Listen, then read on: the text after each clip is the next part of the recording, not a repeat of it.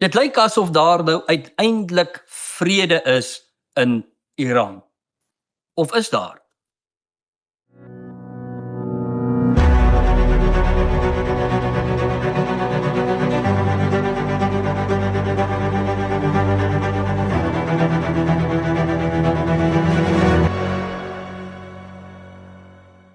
By my is Jaco Kleinhans. Hy gaan met ons gesels oor die Iran vredesooreenkoms, maar veral gaan ons fokus op wat die effek is op elkeen van ons.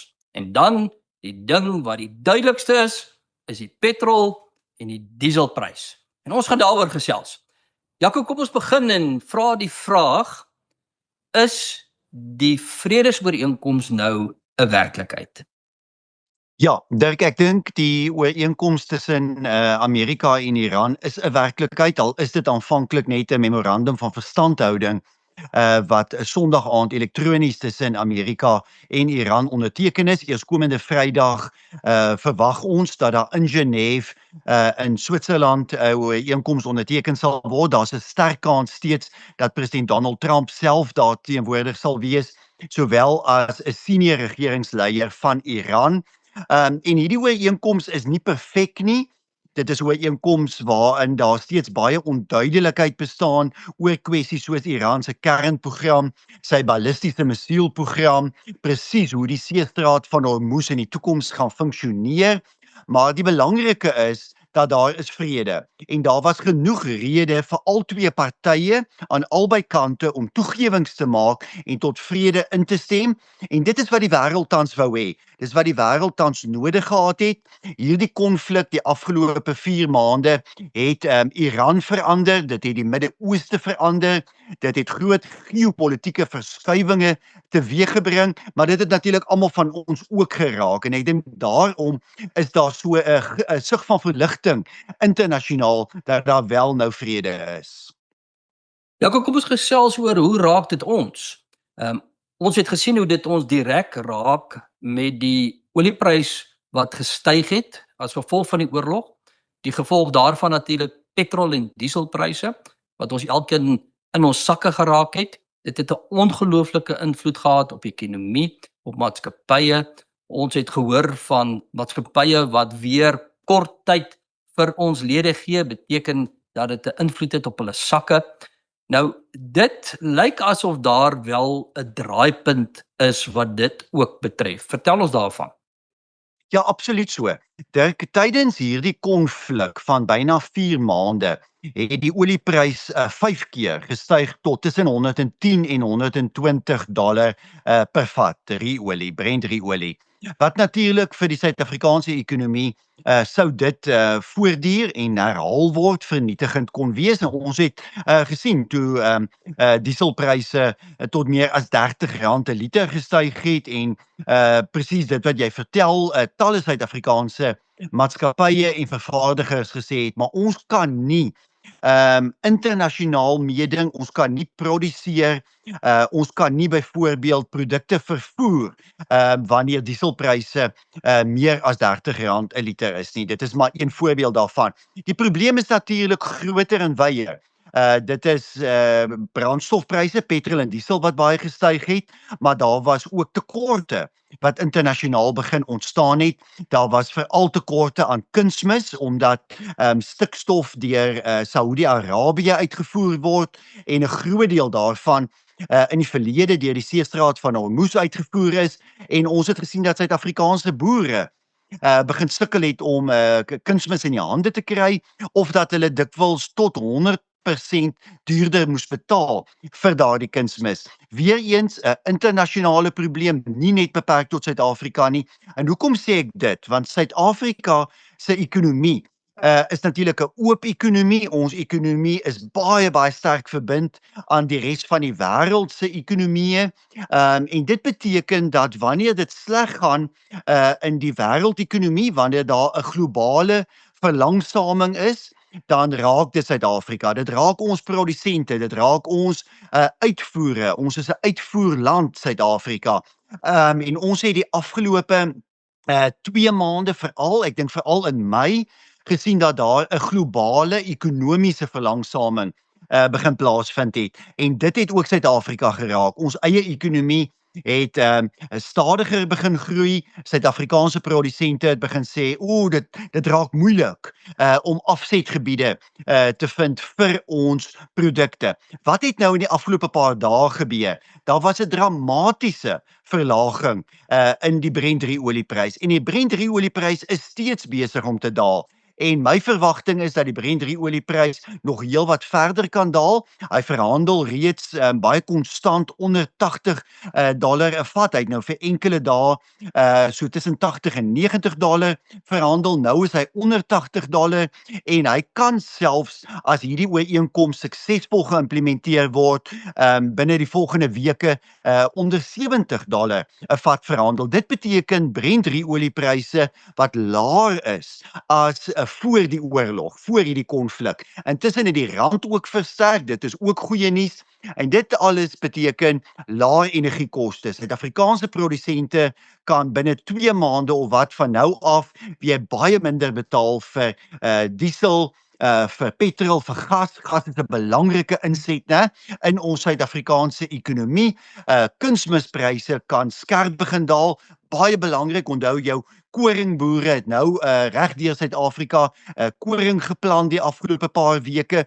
Dit is baie belangrik. So Dirk, ek dink dit is goeie nuus vir Suid-Afrika, vir ons eie produsente, maar ook binne 'n globale konteks en 'n mens moet regtig hoopvol wees dat hierdie positiewe ekonomiese tendens oor die volgende weke en maande kan voortduur. Ja, kom ons praat net oor hoe gaan dit lyk in die korter termyn. Ons kan verwag dat daar binne die volgende maand al 'n daling gaan wees in petrol, maar veral ook dieselpryse. Maar ek dink wat ons net in gedagte moet hou is dat daar was 'n belastingheffing gewees wat daar op 'n verligting was. So dit word eers herstel word, so aan die einde van die maand verval dit. En dit op 'n manier gaan die verlaging temper, want die regering het die verhoging getemper. En nou gaan dit die verlaging weer 'n bietjie temper, maar dan is die verwagting waarskynlik Augustus, September, Oktober dat ons dan daar die wesenlike veranderings gaan sien. Absoluut so. So ja, ons gaan verseker dink ek begin Julie 'n verlaging sien in die petrol en dieselprys, maar soos jy sê, daardie belastings kom terug, daardie heffings en daarom sal die verlaging tussen 1 en R2 waarskynlik wees begin Julie, maar dit is reeds goeie nuus. Ek dink dit geld ook vir gaspryse wat kan afkom. Dis winter, Suid-Afrikaners gebruik baie meer gas in die winter, so dis goeie nuus. En dan vir die landbousektor 'n verlaging in kunsmispryse wat ek dink tans absoluut noodsaaklik is omdat die landboubedryf regtig waar onder druk verkeer. So ek is baie hoopvol vir 'n redelike vinnige daling daar in pryse en natuurlik net 'n groter lewering, 'n beter beskikbaarheid in hierdie produkte binne die volgende paar weke. Kyk, daar is goeie rede om te glo dat hierdie ooreenkoms suksesvol geïmplementeer sal word, dat daar nie binnekort 'n terugkeer sal wees, Dirk, na die konflik in die Midde-Ooste nie, en dat ons daarom so 'n bietjie kan doen dit wat jy nou na verwys, en dit is so 'n bietjie van 'n langtermyn voorspelling kan probeer maak. En daardie langtermyn voorspelling is dat daar waarskynlik oor die volgende paar maande 'n ooraanbod gaan wees aan olie en gas in die internasionale mark. Onthou, daar's geweldig baie olie ontgin wat nou in die mark vrygestel gaan word. Daar's nuwe bronne wat ontgin word. Ons hoor van oliebore wat skuif na Venezuela, Guyana, Brasilië, Kanada wat meer olie uitgevoer het die laaste paar maande as in 'n baie lang tyd. Die Verenigde State, Amerika, wat meer olie en gas uitvoer as ooit in die geskiedenis. So daar gaan meer produk beskikbaar wees in die internasionale mark. En dan moet ons praat oor Iran. Onthou, Iran het, as jy sy olie en gas saamvoeg, die tweede grootste reserves in die wêreld. Iran het as gevolg van sanksies die afgelope dekade of wat gesukkel om uit te voer. Iran gaan waarskynlik sy eie uitvoere dramaties verhoog oor die volgende paar maande. Ons het reeds gehoor dat die Verenigde Arabiese Emirate onttrek het uit Opel. Hulle is nie meer deel van die Opel-lande nie. Hulle gaan met ander woorde nie meer beperk word deur hoeveel hulle kan produseer nie. Die verwagting is dat hulle baie meer gaan produseer. Dit alles beteken laer oliepryse. Nou mense kan probeer voorspel en dit is eintlik onmoontlik om te voorspel, maar ek dink die veilige voorspelling om te maak, Dirk, is dat Brent oliepryse gaan aanhou daal. Dit het hierdie week tot onder 80 gedaal, dit gaan aanhou daal. Dit beteken presies wat jy sê, 'n skerp daling in petrol en dieselpryse begin Augustus en dan na September en Oktober toe selfs meer, en daar is rede om te sê ons mag dalk hoop op brandstofpryse wat binnekort dus laer selfs gaan wees as voor die oorlog. En vir ons ekonomie is dit net goeie nuus. Jaco, dit lyk vir my een van die positiewe uitkomste van die oorlog is dat die verskaffingskettinge van olie totaal verander het. Ons sien eintlik 'n strukturele verandering. Dit beteken dus dat die wêreld het homself eintlik so bietjie beskerm teen hierdie spesifieke skok wat daar was, met 'n besef dat luister, ons kan nie totaal afhanklik wees nie. En daarom is daar, dit lyk vir my 'n totale herstrukturering van olievoorsiening. Absoluut. Jy's heeltemal reg, Dirk, en dit gaan ten spyte van die vredesooreenkoms gaan dit nog toeneem en hierdie herskikking gaan oor die volgende maande en oor die volgende jaar of 2 voortduur, en dit is goeie nuus. Kyk, die wêreld se aanbod van olie en gas het geweldig gediversifiseer oor die afgelope tyd. Vat maar al die oliebronne wat aan die Weskus van Afrika die afgelope tyd ontgin word. Angola, Nigerië, jy weet al die reuse raffinaderye wat die afgelope tyd in Nigerië gebou is, en wat toenemend nou olie begin of brandstof begin beskikbaar stel. Ek het gepraat van die Amerikas. Daar's geweldige ontginning van Suid-Amerika af soos Brasilië en Guyana, Venezuela, deur Sentraal-Amerika en dan natuurlik in Noord-Amerika, die Verenigde State en Kanada. Maar steeds het ons voor hierdie oorlog gesien dat 20% van die wêreld se olie en gas deur die seestraat van Hormuz beweeg het. En ek dink wat hierdie konflik vir ons bewys het, dat dit nie volhoubaar is nie en dit gaan verander. My eie voorspelling is daar gaan in die toekoms nooit weer 'n tydstip wees waar 20% van die wêreld se olie deur die seestraat van Hormuz sal beweeg nie. Die lande in die Golfstreek gaan alternatiewe vind.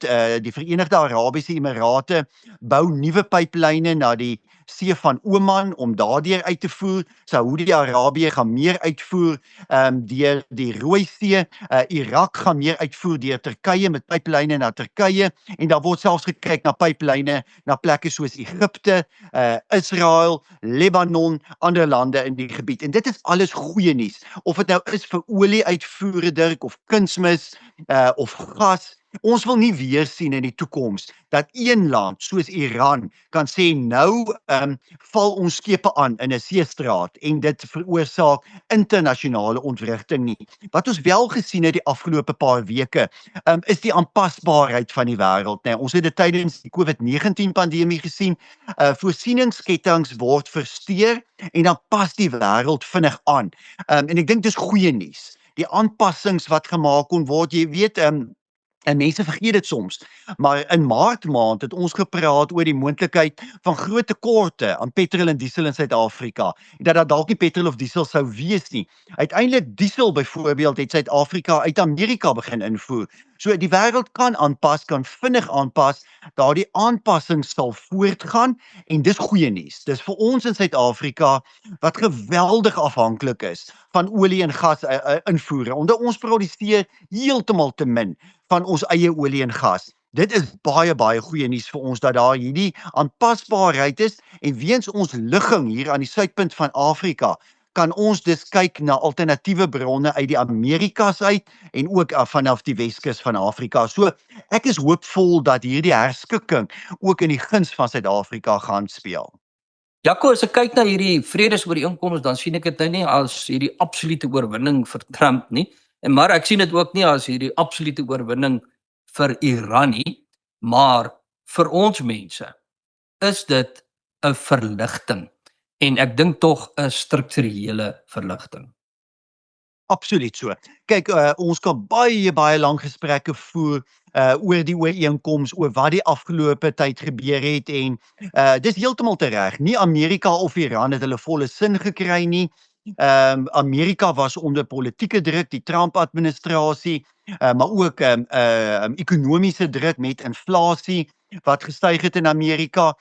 Aan Iran se kant was hulle onder geweldige ekonomiese druk weens die blokkade van hulle hawens, die moontlikheid dat Iran se ekonomie in duie kon stort. Hulle het reeds geweldige militêre skade gelei. So albei hierdie partye moes nou maar toegewings maak en moes maar instem tot hierdie ooreenkoms. Hulle sou eintlik nog 'n bietjie langer wou veg om eintlik hulle sin te kry, maar die wêreldekonomie het begin skade ly. Ons het aan die begin van hierdie konflik gesê dat sou hierdie oorlog duur vir 4 tot 6 weke, dan sou ons 'n maklike en vinnige oplossing kon sien. Toe dit 2 maande begin duur en langer as 2 maande begin voortduur, daartoe het ons internasionale ekonomiese skade begin sien. En ook in Suid-Afrika, die inflasie het begin styg. Ons het gesien rentekoerse het onlangs gestyg. Daardie rentekoersverhoging was eintlik voortydig, waarskynlik onnodig geweest. En baie Suid-Afrikaners betaal nou 'n prys met hoë insetkoste, met inflasie en dan nog met rentekoerse wat gestyg het. Nou lyk dit gelukkig of daar 'n vinnige omkeer kan wees. Ek dink die kans is baie goed dat insetkoste vinnig kan begin daal en dat ons dus sommer binnekort kan sien dat inflasie in Suid-Afrika begin daal en dat daar dan geen rede is vir die Reserwebank om rentekoerse verder te verhoog nie, maar hopelik miskien 'n klein verlaging weer te kan implementeer. So ek dink vir Suid-Afrikaanse verbruikers, maar natuurlik ook vir ons lede, vir Solidariteit lede wat in soveel bedrywe werk wat geraak is hierdie ooreenkoms wel goeie nuus. En daarom moet ons hoopvol wees dat hierdie goeie nuus langdurig sal wees en inflasie wat daal, maar natuurlik ook die herstel van die internasionale ekonomie. Daar's reeds aanduidings dat die globale ekonomie in die tweede helfte van verjaar baie vinniger kan groei, sterker groei kan toon. En dit is vir Suid-Afrika baie goeie nuus. Ons is regtig afhanklik van uitvoere en van die omstandighede in die globale ekonomie. En in daardie opsig is hierdie ooreenkoms, kom dit op die regte tyd en is daar rede om te glo dat daar hopelik dan beter tye in die res van die jaar vir ons lede, vir die bedrywe waarin ons lede is en in die algemeen vir die Suid-Afrikaanse ekonomie voorbij lê. Baie dankie Jaco. Ek is verlig. Ons hou dit dop en ons sal uit die aard van die saak ons lede ook op hoogte hou. Solidariteit het 'n stewige teenwoordigheid op sosiale media. As jy meer programme soos hierdie potsending wil sien, besoek Solidariteit se sosiale media. Dit is nou op Spotify, YouTube, Facebook en oral op sosiale media.